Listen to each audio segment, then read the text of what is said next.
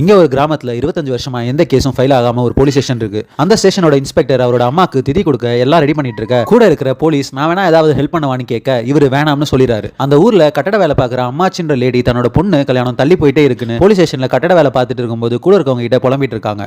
அப்போ ஒரு நாள் அந்த ஊர்ல இருக்க முக்கியமான பெரியவர் ஒருத்தர் இறந்துட்டாருன்னு நியூஸ் வருது. உடனே எல்லா போலீஸும் அங்க போறாங்க. ஆக்சுவலா இந்த இறந்து போன பெரியவரோட பையன் வெளிநாடு போனதால இவர் அவங்க கிட்ட கோச்சிக்கிட்டு பல வருஷம் பேசாம இருந்திருக்காரு. அதனால அவனை பத்தி ஏதாச்சும் டீடைல்ஸ் தெரியுமான்னு எல்லாரும் தேடி பார்த்துட்டு இருக்காங்க.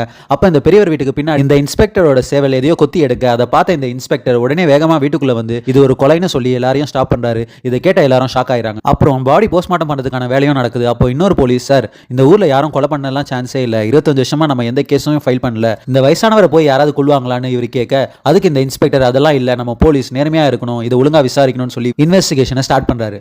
அப்போ இவர் இந்த பெரியவர் பையனை பத்தி விசாரிக்க அப்போ இந்த அம்மாச்சியோட பொண்ணு ராகுலுக்கு அவனை பத்தி தெரிய வாய்ப்பு இருக்கு, ஏன்னா அவன் தான் இந்த ஊர்ல இருக்க எல்லாருக்கும் வர இமெயில கொடுக்குறவனு சொல்ல உடனே இந்த போலீஸ் அவனை தேடி போறாங்க.